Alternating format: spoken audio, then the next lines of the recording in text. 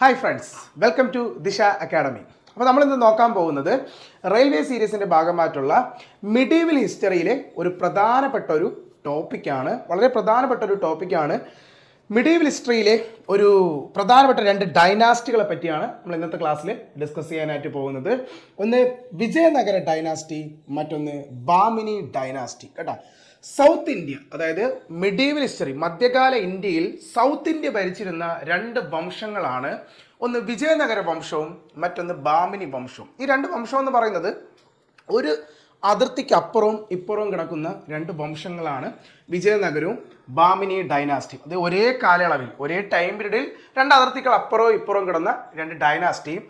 ഈ രണ്ട് ഡൈനാസ്റ്റി ഏറ്റവും വലിയ പ്രത്യേകത എന്ന് വെച്ചാൽ, ഈ രണ്ട് ഡൈനാസ്റ്റിയിൽ വിജയനഗരം എന്ന് പറയുന്നത് ഒരു ഹിന്ദു ഡൈനാസ്റ്റിയും ബാമിനി എന്ന് പറഞ്ഞ ഡൈനാസ്റ്റി എന്ന് പറയുന്നത് ഒരു ഇസ്ലാം ഡൈനാസ്റ്റിയുമാണ്, മുസ്ലിം ഡൈനാസ്റ്റി. അപ്പോൾ സൗത്ത് ഇന്ത്യ ഭരിച്ച ഏക മുസ്ലിം ഡൈനാസ്റ്റി എന്ന് പറയുന്നത് ആരാണ്? അത് ബാമിനിയാണ്. കേട്ടോ, അപ്പം ഈ ഒരു രണ്ട് ഡൈനാസ്റ്റിയും തമ്മിലുള്ള ഒരു പോർവിളിയാണ് നമ്മളിവിടെ പഠിക്കാൻ പോകുന്നത്. കാരണം ഈ രണ്ടുപേരും എപ്പോഴും വളരെ ശത്രുതയിലുണ്ടായിരുന്ന രണ്ട് ഡൈനാസ്റ്റികളായിരുന്ന ആര്? വിജയനഗരവും ബാമിനിയും. അപ്പോൾ ആ ഒരു ചരിത്രത്തെ പറ്റിയാണ് ഇന്നത്തെ ക്ലാസ്സിൽ നമ്മൾ എന്ത് ചെയ്യാൻ പോകുന്നത്? ഡിസ്കസ് ചെയ്യാനായി പോകുന്നത്. അപ്പോൾ നമുക്ക് പോയാലോ? ഫസ്റ്റ് നമുക്ക് എന്താണ് വിജയനഗര ഡൈനാസ്റ്റി, അതുമായി ബന്ധപ്പെട്ട് നമുക്ക് മുൻ വർഷങ്ങളിൽ ചോദിച്ചുള്ള ചോദ്യങ്ങൾ എന്തൊക്കെയാണെന്ന് നമുക്കൊന്ന് നോക്കാം. വിജയനഗര ഡൈനാസ്റ്റി, അതായത് നമ്മുടെ മധ്യകാല ഇന്ത്യയിൽ സൗത്ത് ഇന്ത്യയിൽ ആരംഭിച്ച ഒരു പ്രധാനപ്പെട്ട ഡൈനാസ്റ്റിയാണ് ആര്? നമ്മുടെ വിജയനഗര വംശമെന്ന് പറയുന്നത്. ഇന്ന് ഈ ഡൈനാസ്റ്റിയുടെ ഭാഗമെന്ന് പറയുമ്പോൾ നമ്മുടെ ഇന്നത്തെ കർണാടക, അതുപോലെ തന്നെ ആന്ധ്ര, തെലങ്കാന, ഈ ഒരു റീജിയനിലൊക്കെയാണ്, മഹാരാഷ്ട്ര റീജിയനിലൊക്കെയാണ് ഈ ഒരു ഡൈനാസ്റ്റി വരുന്നത്. നമ്മൾ ഏതൊരു ഡൈനാസ്റ്റി പറ്റി പഠിച്ചാലും ഫസ്റ്റ് പഠിക്കേണ്ട ഒരു കാര്യമാണ് ആരാണ് ആ ഒരു ഡൈനാസ്റ്റിയുടെ ഫൗണ്ടർ. കേട്ടോ, ഏതൊരു ഡൈനാസ്റ്റി നമ്മൾ പഠിച്ചാലും കൃത്യമായും പഠിച്ചിരിക്കേണ്ട ഒരു കാര്യമാണ് ആരാണ് ഈ ഒരു ഡൈനാസ്റ്റിയുടെ ഫൗണ്ടർ. അപ്പൊ നമ്മൾ പഠിക്കുന്ന വിജയനഗര സാമ്രാജ്യത്തിന്റെ സ്ഥാപകർ ആരെന്നറിയോ? വിജയനഗര സാമ്രാജ്യത്തിന്റെ സ്ഥാപകർ എന്ന് പറയുന്നത് ഹരിഹരനും ബുക്കനുമാണ്. ആരൊക്കെയാണ് വിജയനഗര ഡൈനാസ്റ്റിയുടെ സ്ഥാപകർ എന്ന് പറയുന്നത്? ഹരിഹരനും ബുക്കനുമാണ് വിജയനഗര സാമ്രാജ്യത്തിന്റെ സ്ഥാപകർ. ഏത് വർഷം എന്നറിയോ? 1336 എന്നാണ്. 1336 വിജയനഗര ഡൈനാസ്റ്റി എന്ത് ചെയ്യുന്നത്? ആരംഭിച്ചത്. കേട്ടാ, ആരൊക്കെ ചേർന്ന്? ഹരിഹരനും ബുക്കനും ചേർന്ന്. എവിടെ എന്നറിയോ? ഇതിന്റെ ക്യാപിറ്റൽ വരുന്നത് നമ്മുടെ കർണാടകയിലെ ഹംപിയാണ്. അല്ലേ, ഹംപി നമ്മൾ പറയാറുണ്ട് ഇന്ത്യയുടെ അവശിഷ്ട നഗരം എന്നറിയപ്പെടുന്ന സ്ഥലമാണ് ഏത്? ഹംപി. അല്ലേ, നമ്മുടെ 50 രൂപയുടെ പുറകിലുള്ള അല്ലേ ആ ഒരു ചിത്രം ആരുടെയാണ്? ഹംപിയുടെ ചിത്രമാണ്. അല്ലേ, 50 രൂപയുടെ, അല്ലേ, യുനെസ്കോയുടെ വേൾഡ് ഹെറിറ്റേജ് സൈറ്റ്. അല്ലേ, ഇതാടാ ഹംപി.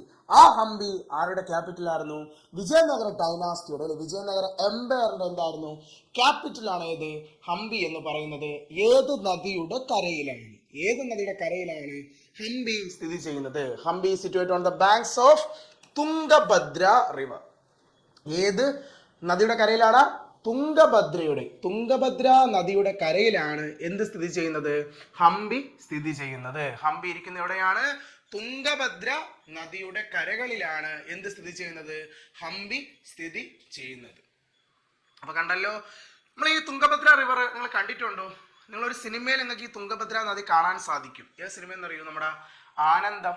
നമ്മുടെ കോളേജിലുള്ള കുട്ടികൾ ഐബിക്ക് പോകുന്ന ആനന്ദം എന്നൊരു ഫിലിമില്ലേ? ആ ഫിലിമിൽ നമുക്ക് കാണാം അവർ ഹംപിയിൽ പോകുന്നുണ്ടല്ലേ. ഹംപിയിൽ പോകുമ്പോൾ നമുക്ക് ഈ തുംഗഭദ്ര റിവർ കാണാൻ സാധിക്കും. എപ്പോഴെന്നറിയോ? ഹംപിയിൽ പോകുമ്പോൾ അവരൊരു രാത്രി ഒരു DJക്ക് പോകാൻ വേണ്ടി ഒരു ചങ്ങാടത്തിലേക്ക് കയറി പോകേണ്ട സീനില്ലേടാ. ആ ചങ്ങാടത്തിലേക്ക് അവർ കയറി പോണത് ഏത് നദിയാണത്? തുംഗഭദ്ര നദിയിലാണ്. കേട്ടോ, അപ്പൊ ആ തുംഗഭദ്ര ഏത് റിവറിന്റെ കരയിലാ? ഹംപി നദി. തുംഗഭദ്ര കരയിലെ സിറ്റി ഏതാ? ഹംപി സിറ്റിയാണ്. ആ ഹംപി ആരുടെ ക്യാപിറ്റലാണ്? വിജയനഗരത്തിന്റെ ക്യാപിറ്റലാണ്. അപ്പൊ ആരൊക്കെയാണ് ഫൗണ്ടേഴ്സ്? ഹരിഹരനും ബുക്കനുമാണ് എന്ത്? ഫൗണ്ടർ എന്ന് പറയുന്നത്. വിജയനഗരത്തിന്റെ ഫൗണ്ടർ ആരൊക്കെയാണ്? ഹരിഹരനും ബുക്കനും. ഈ വിജയനഗരം എന്ന് പറയുന്ന ഡൈനാസ്റ്റിക്ക് പ്രധാനമായും 4 വംശത്തിലുള്ളവരാണ് ഇത് ഭരിച്ചിരുന്നത്. കേട്ടോ, ഈ ഒരു വിജയനഗരം പറഞ്ഞ എംപയർ ഭരിച്ചിരുന്ന പ്രധാനമായും 4 വംശത്തിലുള്ള ആരൊക്കെയെന്നറിയോ? സംഗമ വംശം, സാലുവ വംശം, തുളുവ വംശം, അരവിഡ് വംശം. കേട്ടാ, ഈ വിജയനഗരം പറഞ്ഞ എംപയർ ഭരിച്ചിരുന്നത് 4 വംശത്തിൽപ്പെട്ടവരാണ്. ഓർഡർ എങ്ങനെയാ? First Sangama dynasty, then Saluva dynasty, then third Tuluva dynasty, then fourth Aravidu dynasty. Order തന്നെ നമ്മൾ പഠിക്കണം. 4 ഓർഡർ എങ്ങനെയാണ്? സംഗമ, Saluva, Tuluva, Aravidu. Sangama dynasty, Saluva dynasty, Tuluva dynasty, Aravidu dynasty. അങ്ങനെ 4 വംശത്തിൽ പെടുന്നവരാണ് ഈ ഒരു ഡൈനാസ്റ്റി എന്ത് ചെയ്തിട്ടുള്ളത്? ഭരിച്ചിട്ടുള്ളത്. ഈ ഒരു എംപയർ എന്ത് ചെയ്തിട്ടുള്ളത്? ഭരിച്ചിട്ടുള്ളത്. ആ ഓർഡർ കൃത്യമായിട്ട് കേട്ടോ. സംഗമ, സാലുവ, തുളുവ, അരവിഡു, ഇത് 4 വംശക്കാരാണ് വിജയനഗരം ഭരിച്ചത് അല്ലേ. അപ്പൊ ഈ വിജയനഗരത്തിൽ നമ്മൾ പറയുകയാണെങ്കിൽ വിജയനഗരത്തിൽ ഏറ്റവും വളരെ ഫേമസ് ആയിട്ടുള്ള ഒരു റൂളർ ആയിരുന്നു നമ്മുടെ കൃഷ്ണദേവരയ്യ അല്ലേ. വിജയനഗരം എന്ന് പറയുമ്പോൾ നമ്മുടെ മനസ്സിൽ ഏറ്റവും പെട്ടെന്ന് ഓടിയെത്തുന്ന ഒരു ഭരണാധികാരിയാണ് ആര്? നമ്മുടെ കൃഷ്ണദേവരയ്യ എന്ന് പറയുന്നത് അല്ലേ. അദ്ദേഹം ഏത് വംശത്തിലെ റൂളർ എന്നറിയോ? അദ്ദേഹം തുളുവ ഡൈനാസ്റ്റി കേട്ടോ. തുളുവ വംശത്തിലെ റൂളറായിരുന്നു ആര്? കൃഷ്ണദേവരയ്യ. അതിന്റെ കാലഘട്ടം 1509 മുതൽ 1529 അല്ലേ. ആ ഒരു കാലഘട്ടത്തിലാണ് കൃഷ്ണദേവരയ്യ ഏത് വംശം ഭരിക്കുന്നത്?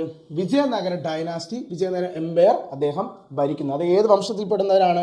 അദ്ദേഹം തുളുവ വംശത്തിൽ. തുളുവ രാജാവാണ് ആര്? നമ്മുടെ കൃഷ്ണ ചോദിച്ചിട്ടുണ്ട്, പ്രീവിയസ് ചോദ്യമാണ് കേട്ടോ. കൃഷ്ണദേവരയ്യ ഏത് വംശമാണ്? ഏത് വംശമാണ്?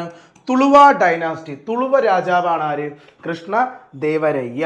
അത് ഏത് എംപയർ? വിജയനഗരം. കൃഷ്ണദേവരയ്യയെ പറയുകയാണെങ്കിൽ അദ്ദേഹത്തിന്റെ കോർട്ട് വളരെ ഫേമസ് ആയിട്ടുള്ള ഒരു കോർട്ട് ആർക്കുണ്ടായിരുന്നു? കൃഷ്ണദേവരയ്യക്ക് ഉണ്ടായിരുന്നു. കൃഷ്ണദേവരുടെ കോർട്ടിന്റെ പേര് എന്തെന്നറിയോ?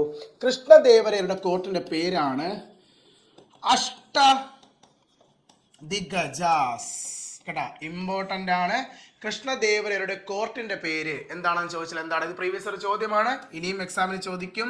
അഷ്ടദിഗ്ഗജങ്ങൾ ഏത് ഇന്ത്യൻ റൂളറിന്റെ കോർട്ടാണ് അല്ലെ? നമ്മുടെ ഇന്ത്യൻ ചരിത്രത്തിൽ ഒരുപാട് ഫേമസ് കോർട്ടുകളുണ്ട് അല്ലെ. നവരത്നങ്ങൾ അല്ലെ, അഷ്ടപ്രധാൻ അല്ലെ. അഷ്ടപ്രധാൻ നോക്കടാ, അത് അഷ്ടപ്രധാൻ, ഇതും അഷ്ടയാണ് അല്ലെ. അഷ്ട മീൻസ് എന്താ? അഷ്ട എന്ന് പറഞ്ഞാൽ സംസ്കൃതത്തിൽ 8 എന്നാണ് അല്ലേ. അഷ്ട എന്ന് പറഞ്ഞാൽ സംസ്കൃതത്തിൽ എന്താണ്? 8 ആണ് അല്ലേ.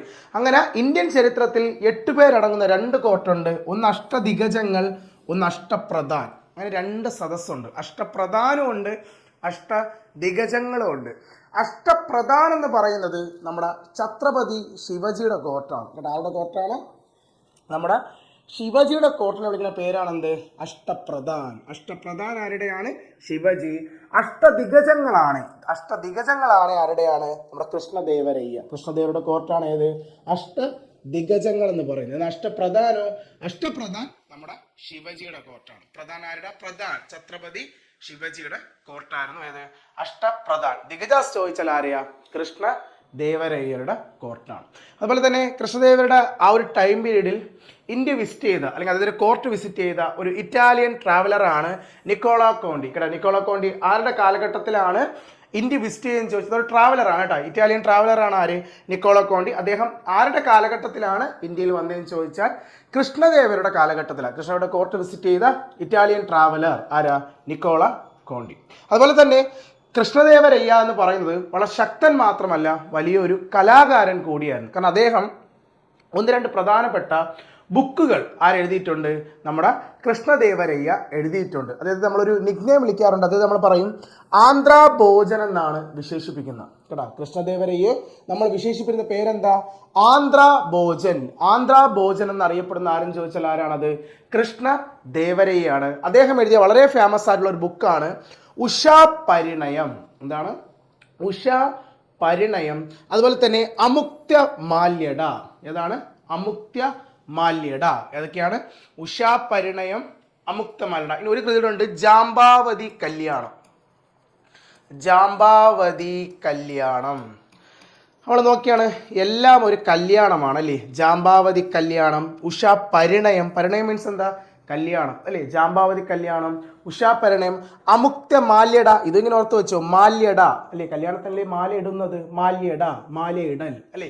അപ്പോൾ കൃഷ്ണദേവരയ്യ കൃതികളെല്ലാം എന്തുമായി ബന്ധപ്പെട്ടെന്ന് ഒന്ന് കണക്ട് ചെയ്താൽ മതി? കല്യാണമായി അല്ലേ. ജാംബാവതി കല്യാണം, ഉഷാപരിണയം, അമുക്തമാല്യട, മാലയിടൽ, മാല്യട, മാല്യട, അമുക്തമാല്യട. ഇതൊക്കെ എഴുതിയത് ആരാടാ? കൃഷ്ണദേവരയ്യ. ആരാണ്? കൃഷ്ണദേവരുടെ കൃതികളാണ്. നമ്മുടെ ഈ പറയുന്ന കൃതികൾ, ഈ ഉഷാപരിണയവും ജാമ്പാവതിയൊക്കെ ഇന്ത്യയിലെ പ്രധാനപ്പെട്ട ഒരു കലാരൂപത്തിൽ ഉപയോഗിക്കുന്നുണ്ട്. ഈ കഥയാണ് ഉപയോഗിക്കുന്നത്. ഏത് ഡാൻസ് ഫോമിൽ നിന്നറിയോ? നമ്മുടെ യക്ഷഗാനം. നമ്മുടെ യക്ഷഗാനം കേട്ടിട്ടുണ്ടോ? യക്ഷഗാനം ആരുടെ നാട്ടിലെ ഡാൻസ് ആണ്, കലാരൂപമാണ് യക്ഷഗാനം? കേരളത്തിൻ്റെ ആണോ? ആണോടാ, കേരളത്തിലാണോ? കാരണം കേരളത്തിൽ ഈ കലാരൂപം ഉണ്ടല്ലേ. നമ്മുടെ കാസർഗോഡ് ഒരു ഭാഗത്ത്, കാസർഗോഡിന്റെ ചില ഭാഗങ്ങളിൽ യക്ഷഗാനം കളിക്കാറുണ്ട്. എന്നാലും യക്ഷഗാനം എന്ന് പറയുന്നത് കർണാടകയുടെ ഡാൻസ് ഫോമാണ്. ആരുടെ ഡാൻസ് ഫോമാണ്? കർണാടകയുടെ ഡാൻസ് ഫോമാണ് ആര്? യക്ഷഗാനം. കേരളത്തിന്റെ ഉണ്ട് ഏത് ജില്ലയിൽ? കാസർഗോഡ് ജില്ലകളിൽ നമുക്ക് യക്ഷഗാനം കളിക്കാറുണ്ടെങ്കിലും യക്ഷഗാനം ആരുടെ ഡാൻസ് ഫോമാണ്? കർണാടകയുടെ. ആ യക്ഷഗാനത്തിൽ കൃഷ്ണദേവരയുടെ ഈ കൃതികൾ എന്ത് ചെയ്യുന്നുണ്ട്?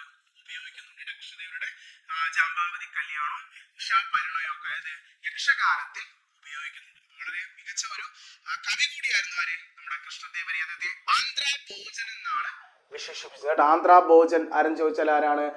കൃഷ്ണദേവരയ്യ. ഏത് വംശത്തിലെ? തുളുവ വംശത്തിലെ. തുളുവ വംശത്തിലെ ദ മോസ്റ്റ് ഫേമസ് റൂളറാണ് ആര്? കൃഷ്ണദേവരയ്യ. കേട്ടോ, ശരിക്കും ഇദ്ദേഹത്തിന്റെ കാലഘട്ടമാണ് വിജയനഗരത്തിന്റെ തന്നെ ഒരു ഗോൾഡൻ ഏജ് എന്ന് പറയുന്നത്. കേട്ടോ, വിജയനഗരത്തിന്റെ തന്നെ ഒരു ഗോൾഡൻ ഏജ് എന്ന് പറയുന്നത് ആരുടെ കാലഘട്ടമാണ്? നമ്മുടെ കൃഷ്ണദേവരയ്യരുടെ കാലഘട്ടമാണ്. കേട്ടോ, അപ്പോൾ ഏത് വർഷം ആരാണ് വിജയനഗരം സ്ഥാപിച്ചത്? അല്ലേ, വിജയനഗരം സ്ഥാപിച്ചത് കൃഷ്ണദേവരയ്യാണോ? അല്ല അല്ലേ. നമ്മൾ വിജയനഗരം കേൾക്കുമ്പോൾ പെട്ടെന്ന് പുള്ളി വരുമെങ്കിലും പുള്ളിയാണോ ഫൗണ്ടർ? അല്ല. വിജയനഗരത്തിന്റെ ഫൗണ്ടേഴ്സ് എന്ന് പറയുന്നത് ഹരിഹരനും ബുക്കനും. ഏത് വർഷം? 1336. വർഷം ചോദിക്കേ, വർഷം ഉറപ്പായിട്ടും ചോദിക്കും കേട്ടോ. വർഷം ചോദിച്ചിട്ടുമുണ്ട്, പ്രീവിയസ് ഇയർ ആണ് കേട്ടോ. 1336 വിജയനഗരം സ്ഥാപിച്ചത്.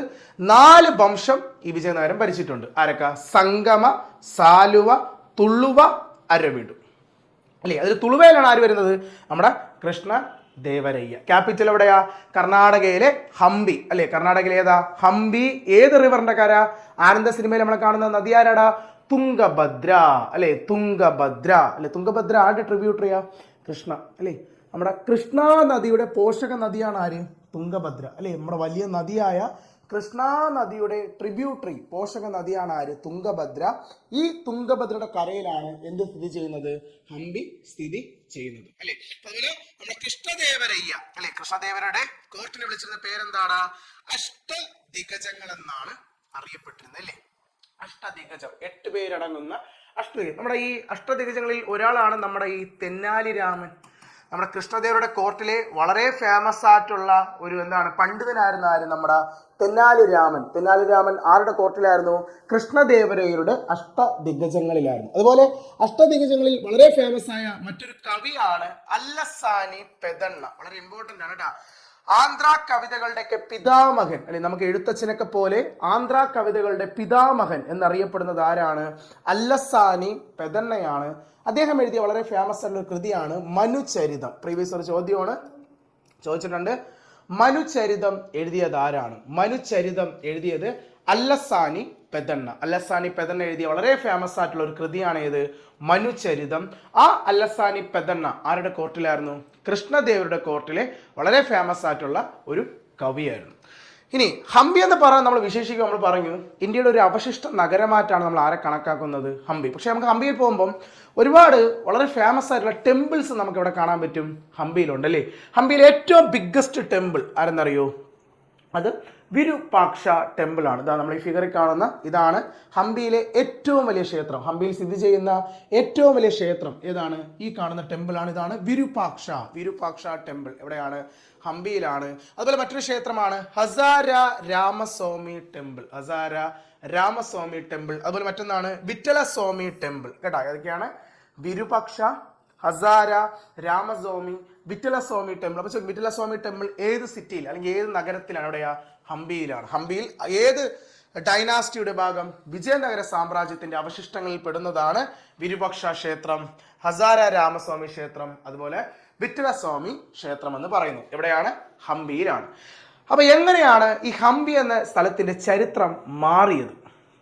അതായത് നമ്മൾ ഇന്ന് ഹംപിയിൽ പോകുകയാണെങ്കിൽ ഇങ്ങനെയുള്ള ഈ വിരൂപാക്ഷമുള്ള ബിൽഡിങ്ങുകൾ മാത്രമാണ് നമുക്ക് ഒന്ന് നല്ലപോലെ കാണാൻ സാധിക്കുന്നത്. പക്ഷെ ആ ഒരു സിറ്റിയിൽ പോകുമ്പോൾ നമ്മൾ ഒരുപാട് കാണുന്നത് ഇടിഞ്ഞു പൊളിഞ്ഞു കിടക്കുന്ന ബിൽഡിങ്ങുകളാണ് അല്ലേ. അതായത് വലിയ വലിയ ബിൽഡിങ്ങുകളാണെങ്കിൽ പോലും അത് മൊത്തവും എന്താണ്, ഇടിച്ച് പൊളിച്ചിട്ടേക്കുന്ന ഒരു കാഴ്ച. അതുകൊണ്ട് നമ്മൾ പറഞ്ഞ അവശിഷ്ട നഗരമെന്നാണ് ആരെ പറയുന്ന, ഹംപി അല്ലേ.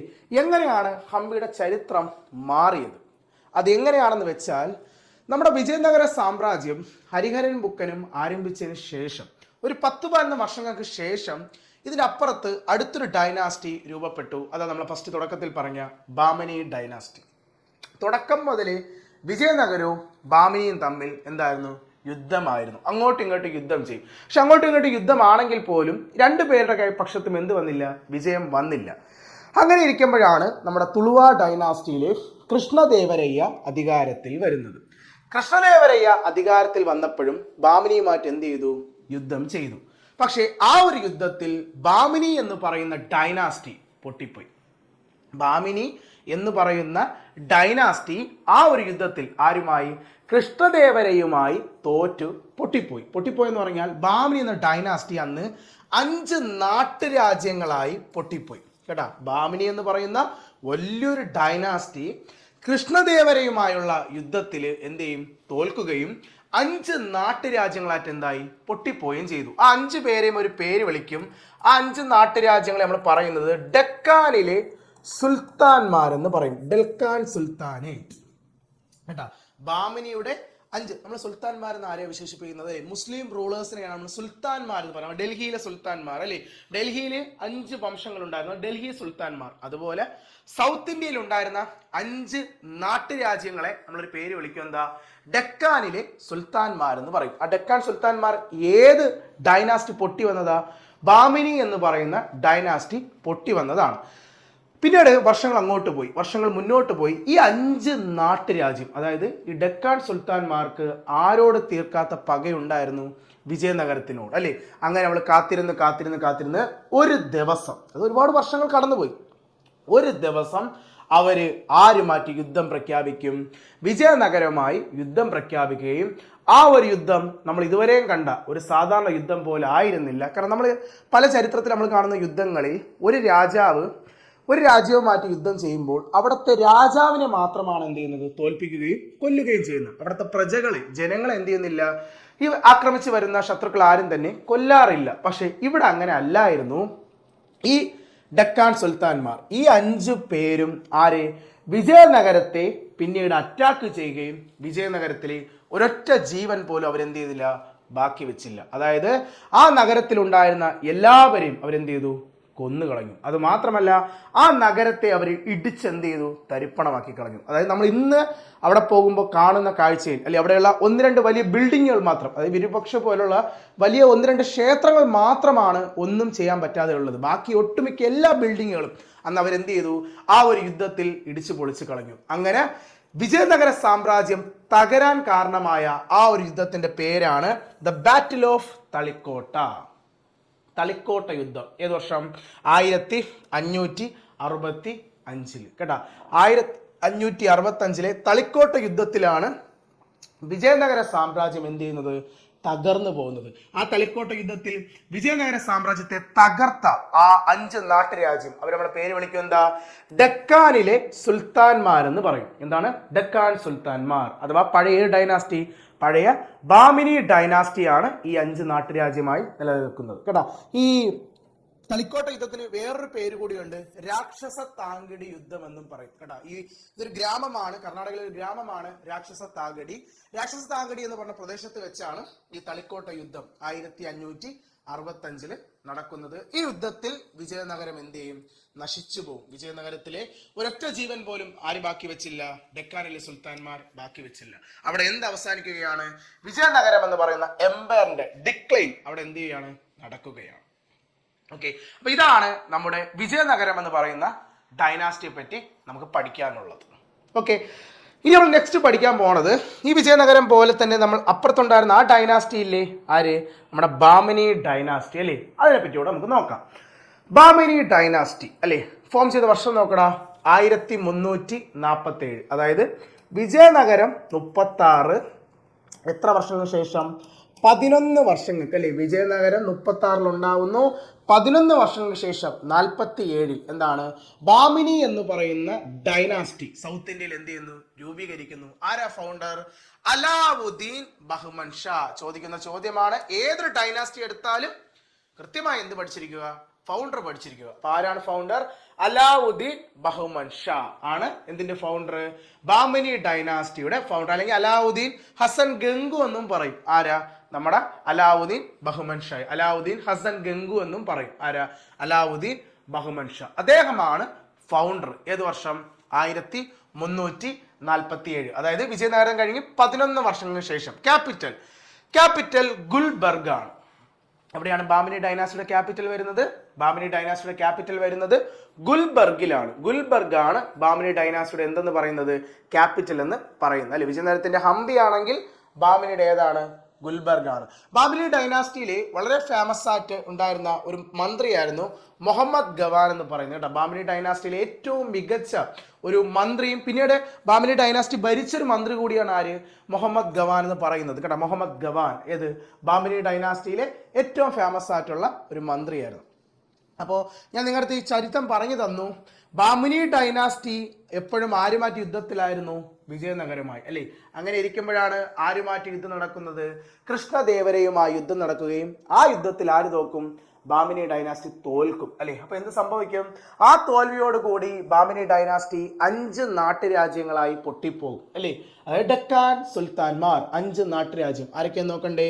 ആ 5 നാട്ടുരാജ്യങ്ങളുടെ പേരാണ് ബിഡാർ, ബിരാർ, ബിജാപൂര്, ഗോൽക്കൊണ്ട, അഹമ്മദ് നഗർ. ആരൊക്കെയാണ് 5 നാട്ടുരാജ്യം? ഡെക്കാൻ സുൽത്താൻമാർ എന്ന് പറയുന്ന 5 നാട്ടുരാജ്യം ആരൊക്കെയാണ്? ബിഡാർ, ബിരാർ, ബിജാപൂര്. ബി വെച്ചിന് 2 എണ്ണം. ബിഡാർ, ബിരാർ, ബിജാപൂര് പ്ലസ് അഹമ്മദ് നഗർ, അതുപോലെ ഗോൽക്കൊണ്ട. 5 നാട്ടുരാജ്യം. ഈ 5 പേരെയും വിളിച്ചിരുന്ന പേരാണ് എന്ത്? ഡെക്കാൻ സുൽത്താനേറ്റ്. ഡെക്കാനിലെ സുൽത്താൻമാർ. ഇവരാണ് ആരെ തോൽപ്പിക്കുന്നത്? പിന്നീട് ഒരുപാട് വർഷങ്ങൾക്ക് ശേഷം 1565 ആരാ? വിജയനഗരത്തെ അടിച്ച് തരിപ്പണമാക്കുന്നത്. ആരാണ്? ഡെക്കാനിലെ സുൽത്താൻമാർ. ആരൊക്കെ? ബിഡാർ, ബിരാർ, ബിജാപൂര്, ഗോൽക്കൊണ്ട, അഹമ്മദ് നഗർ. ഈ പറയുന്ന 5 നാട്ടുരാജ്യങ്ങൾ കണ്ടല്ലോ. അപ്പൊ ഇതാണ് ബാമിനി ഡൈനാസ്റ്റി. അപ്പൊ ഇതാണ് ആരുടെ ചരിത്രം? ഈ 2 ഡൈനാസ്റ്റി, വിജയനഗരവും ബാമിനി എന്ന് പറയുന്ന ഡൈനാസ്റ്റി. അപ്പുറം ഇപ്പുറമാണല്ലോ, തൊട്ടപ്പുറം ഇപ്പുറം കിടന്ന 2 ഡൈനാസ്റ്റികളാണ്. 36 വിജയനഗരവും 11 വർഷങ്ങൾക്ക് ശേഷം എന്താണ് 47 ആര്? ബാമിനി. 36 വിജയനഗരവും 47 ആരാണ്? ബാമിനി. രണ്ടും തമ്മിൽ വ്യത്യാസം എത്ര വർഷമാണ്? 11 വർഷത്തെ വ്യത്യാസമാണ്. 11 വർഷം. അല്ലെ? വിജയനഗരത്തിന്റെ ഫൗണ്ടർ ഹരിഹരനും ബുക്കനും. ബാമിനിയുടെ ആണെങ്കിലോ അലാവുദ്ദീൻ ബഹ്മൻ ഷാ. അല്ലെ? ക്യാപിറ്റൽ വിജയനഗരത്തിന്റെ എവിടെ? ഹംപി. ബാമിനിയുടെ എവിടെയാണ്? ഗുൽബർഗ് ആണ് ക്യാപിറ്റൽ. ഓക്കെ, അപ്പൊ ഇതാണ് ആര്? നമ്മുടെ വിജയനഗരവും അതുപോലെ തന്നെ ബാമിനി ഡൈനാസ്റ്റി. ഓക്കെ, നമ്മുടെ ദിശ അക്കാഡമിയുടെ ഓഫ്ലൈൻ ക്ലാസ്സുകളിൽ നമുക്ക് ഇതുപോലുള്ള ക്ലാസ്സുകൾ വളരെ ഡീറ്റെയിൽ ആയിട്ട് ഹിസ്റ്ററി, ജോഗ്രഫി, പൊളിറ്റി, സയൻസ്, അതുപോലെ എല്ലാ സബ്ജക്റ്റുകളും നമ്മൾ വളരെ ഡീറ്റെയിൽ ആയിട്ട് GK ക്ലാസ്സുകൾ നമ്മൾ എന്ത് ചെയ്യുന്നുണ്ട്? പ്രൊവൈഡ് ചെയ്യുന്നുണ്ട്. നമ്മുടെ ഓഫ്ലൈൻ ക്ലാസ്സുകൾ ഇപ്പോൾ കോഴിക്കോടുണ്ട്, ട്രിവാൻഡ്രത്തുണ്ട്, അതുപോലെ തന്നെ കൊട്ടാരക്കലുണ്ട്. ഇതാണ് കോൺടാക്റ്റ് നമ്പർ. ഈ നമ്പറിൽ തന്നെ വിളിച്ചാൽ തന്നെ നിങ്ങൾക്ക് ദിശയുടെ ഓൺലൈൻ ക്ലാസ്സിൻ്റെയും നമുക്ക് ഓൺലൈൻ ആപ്പ് ഉണ്ട്. പ്ലേ സ്റ്റോറിൽ നമ്മുടെ ദിശ അക്കാഡമിയുടെ ആപ്പ് ഉണ്ട്. ആപ്പിലാണെങ്കിൽ നമുക്ക് ലൈവ് ക്ലാസ്സസ് ഉണ്ട്. അതുപോലെ തന്നെ ലൈവ് ക്ലാസ് കാണാൻ പറ്റാത്തവർക്ക് എന്തുണ്ട്? റെക്കോർഡ് ക്ലാസ്സുകളുണ്ട്. അതുപോലെ തന്നെ ക്ലാസ് സെഷൻ കഴിഞ്ഞാൽ തന്നെ നിങ്ങൾക്ക് പ്രാക്ടീസ് ചെയ്യാനായിട്ട് മെന്ററിങ് സപ്പോർട്ടുകളുണ്ട് കേട്ടോ. നിങ്ങൾക്ക് എന്തെങ്കിലും ഡൗട്ടൊക്കെ ഉണ്ടെങ്കിൽ അതിന് നിങ്ങൾക്ക് മെന്റേഴ്സ് എന്താണ് നിങ്ങൾക്ക് സഹായിച്ച് തരുന്നതാണ്. അപ്പോൾ അതിൻ്റെ ഒരു സപ്പോർട്ട് എവിടെയുണ്ട്? നമ്മുടെ ആപ്പിലുണ്ട്. App play സ്റ്റോറിലുണ്ട്.